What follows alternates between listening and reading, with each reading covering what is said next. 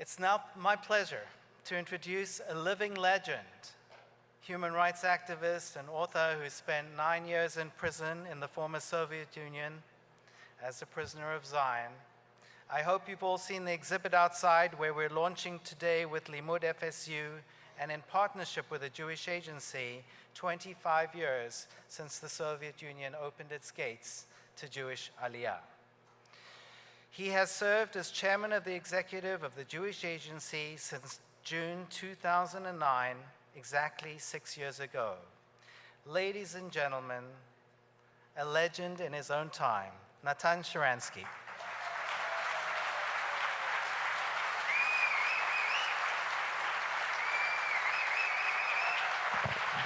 Okay, dear friends. Yeah. Okay.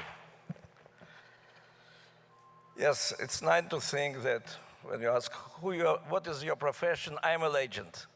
You see, dear friends, I'm a real person in flesh and blood, one of you. And before I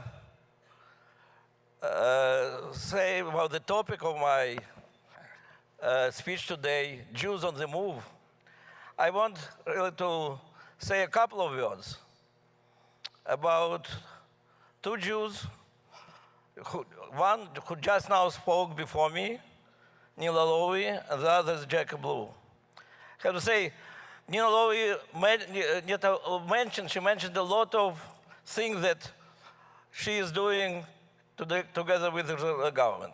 She didn't mention one thing. American administration, American government, in fact, American Congress, is given already for many years to Jewish agency special grant for replacing Jews from Russia, from Ukraine, from Ethiopia to Israel. Of course, it was a very big grant in the years of big Aliyah. It's smaller today. Nevertheless, it's very important. Today, everybody can understand how it is important to bring 6,000 Jews this year from Ukraine and many other things. And every year we have to lobby it again and again because, after all, there are so many people who think that America should spend less money abroad. I have to say, the first person to whom we come in Washington always is Congressman Lowy. Second, I was very saddened, even embarrassed when I heard that today Jacob Blue was booed here, and then I said that Minister Stein said some good words about his assistance as a Minister of Finance. I have to say something which is much less known. Jacob Blue started his career as assistant of Tip O'Neill, Speaker of the House, in the very important years of the struggle for Soviet Jewry, about which all this exhibition is.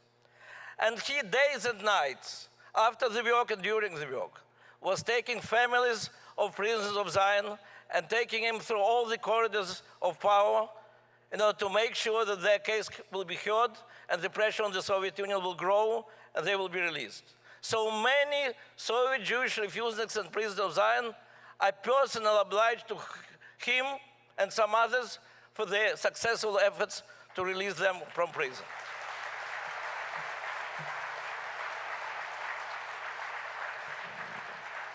And whatever our disagreements today, and everybody who read my speeches, my books, who knows my friendship with Bibi Netanyahu can really easily understand where I am in this debate between American president and Prime Minister of Israel. But none of us should not forget for a moment what Hakara Hatov is, recognition of the right. And the last thing, more political. Look, we now have a very difficult time on the campuses. Some people think that it started today. It started 20 years ago. And for the last 12 years, I spent time on more than 100 campuses fighting with them. And what happens when Israeli representatives come to the campuses and try to speak our truth? They are booed. Our opponents try not to let us speak. And then we say to the leaders of the universities, that is academical freedom in America. So today they can say us, well, you first let our representatives of our administration speak on your conferences, then come to us. So I think we should always remember in what atmosphere we live, what a difficult struggle we have, and that's why we should appreciate our opportunity to have direct dialogue and debate with our friends, and of course, to be grateful for that help which they're giving. By this, I finished my introductory comments. Now to the topic of my speech, the Jews on move. I have to tell you, frankly, for the first time in my life, I prepared maps and graphs for my speech, and then I was told that there is no opportunity to show these maps. So I will have to rely on your imagination and on my notes, and it will be not easy. Look, we Jews, we have an unparalleled history of exiles, of expulsions, of persecutions, of escapes. We have unique history of national destruction and national redemption. And wandering Jew between shtetls, between towns, between cities, between countries, between continents. A wandering Jew became integral part of the history of humanity in the last thousands and thousands of years. And wandering Jew returning to Zion, of course, is the symbol of the modern Zionist life. So in each case of this move, of a person, of a family, of community, in this case, they have to make some very difficult, dramatic, and sometimes very tragic decisions. I know it very well not only from history, I know it very well not only from my personal aliyah to Israel, I know it as a chairman of Jewish Agency. Every day I'm reminded about it. I go to meet the family from Donetsk, from the place where I grew up and where now there I was. Every day we are taking few families from the battlefield. 6,000 Jews we brought last year. So I meet the family, two nice young parents with two tiny boy and girl, and they're telling me what an awful drama it was when they were in cellar under their destroyed house, had no connection with the world, and thanks God, a representative of Jewish Agency found them, connected to them, and brought them to Israel. I say, of course, we are happy together with you. But when did you had first contact with our representative? They say 2 years ago. I said, exactly. What you were thinking for these 2 years? There were such awful battles, such a tragic situation. Why didn't you come before? And then he says to me, well, you know, it's very difficult to make a decision to leave the place where your parents lived and where are the graves of all your grandparents. And the other example, in the middle, in the God-forsaken place in the Middle East, group of Jews is locked in the crossfire between two fundamentalist Muslim organizations. And we are so lucky, we, Israel, can lend them the hand of help. You can take them out of there. But they're hesitant to take this hand. They say, no, give us one more day. Give us one more week. It is very difficult to leave the place where our parents and grandparents and great-grandparents lived and where there are their graves. Now, think about this pattern, about this way of thinking, and apply it to millions and millions and millions of Jews in Spain in the 15th century, in Poland, in the Ukraine, in the 18th, 19th century, in Germany in the 20th century. All these people who were pressed to leave, but were very hesitant. What is the right decision? How we can leave the places where our grandfathers and fathers are buried? So that's what can help to all of us understand the drama of Jewish history, the drama of being wandering Jew. And now, one would think that after these thousands of years of movement, of immigration, we know already about all the possible patterns on which people are making this decision. We have all the possible arguments which are used in favor or against leaving. What I want to show in my speech, that in fact, even in these days, we have a unique, unprecedented phenomena in this immigration. For the first time in history, we have immigration of big part of Jewish community from the free world to Israel, running away from the world of BDS and 3D attitude to Israel. When I say 3D, many of you know I mean demonization, delegitimization, double standard. So it is really unique phenomena, and in order to understand how unique it is, let's have a very short glance on all the expulsions, immigrations, and movements of Jews in history. Very short, because I don't have my diagrams, unfortunately. So we were, some reliable sources say, we were 2.5 million Jews when we left Egypt. We became 5 million Jews in the time of David and Shlomo.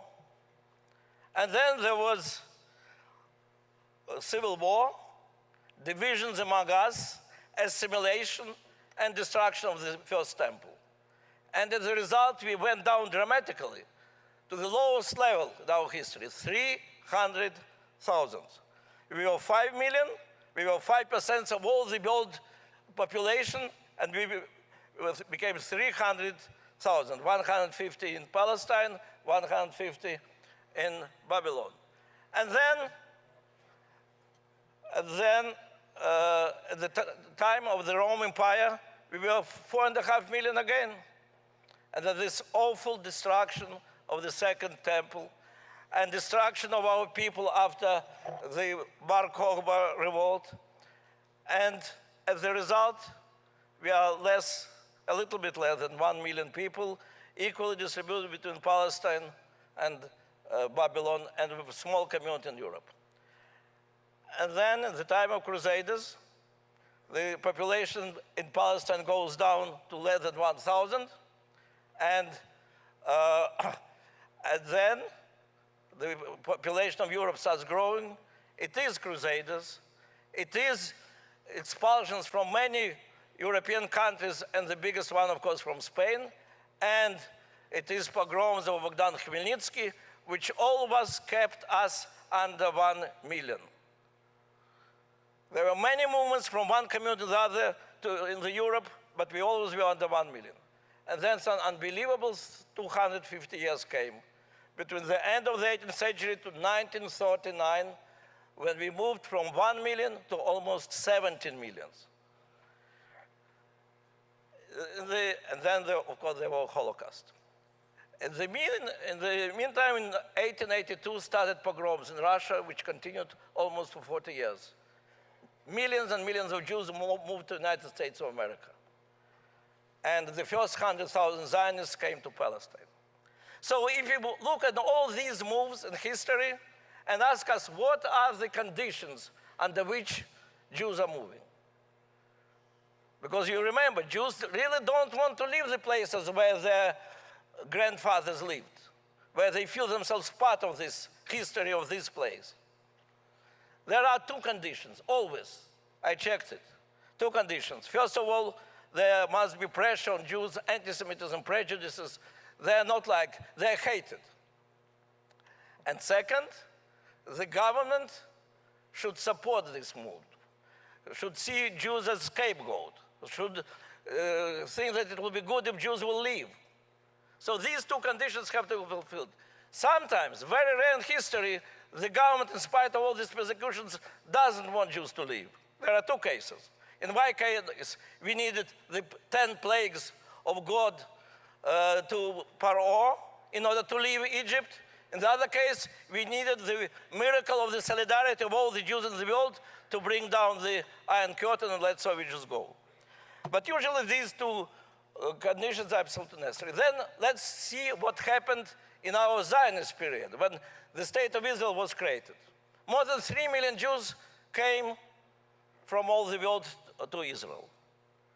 And you know, we have professional terms in Jewish agency. We have Aliyah of rescue and Aliyah of free choice. Those Jews who are looking for shelter from the pogroms, from persecutions, and those who make their free choice. And of course, sometimes it's very difficult to say exactly that from this place everybody is Aliyah of rescue, from this place Aliyah of choice. But in general, when people are coming from the Western Europe, from the United States of America, from Australia, that's free choice.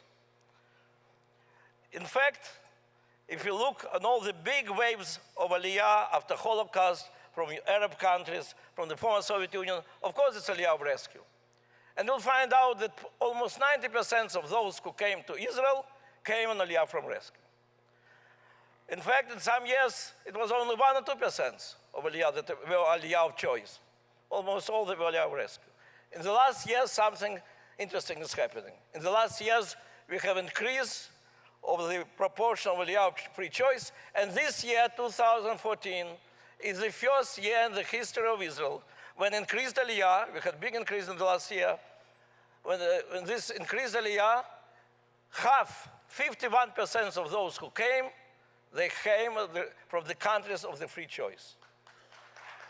So for the first time, Israel is becoming magnet and not only shelter. Now, but of course you'll say, we know what it means. It means that more Jews came from France. You're right. And so let's see what really happened in France, whether it is really such a historical event. Yeah, there were 1,800 Jews who came from France in 2012, 3,300 in 2013, 7,100 in the year 2014. Probably 10,000 will come this year. Is it a big number or not? I'll tell you, again, I don't have this great diagram which I prepared.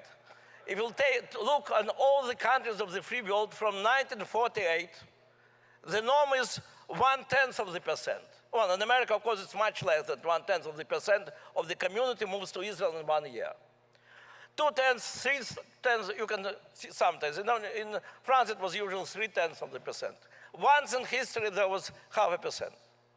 What happened in the last years in France, and it is a very big Jewish community, more than 500,000 Jews. What happened, it moved from 0.3% to 0.5% to 1%, more than 1% this year, and it will be probably 2% in 2015. That is very unusual. In historical terms, you will never find such a community in the free world. Well, big community, not big, not small, when such a big percentage in 1 year moves to Israel. So what are the reasons? That's really very important to understand. If it is such a unique phenomena, which never happened before, what are the reasons? And of course, the first reason, which is obvious to everybody, we are speaking about it all the time, is anti-Semitism. Anti-Semitism is a big part of Muslim community which is growing every day. But you know what? And of course, there were terror attacks, and terror attacks were like the highlights, which were reminding about the danger. But what really influences is not one terror attack. What really influences that in the last 12 years in France, chief rabbis and teachers in the schools are saying to children, don't go in the street with kippah. Understand what it means and what fear people have to live if for 12 years they're afraid to put kippah in the street. It doesn't happen today in Moscow. It doesn't happen in Kyiv. It happens in Paris. So, of course, that can be the reason. But we were saying that just before I was explaining that in all the historical movements, Jews were living in big numbers only when there is anti-Semitism and there is a government which supports this anti-Semitism.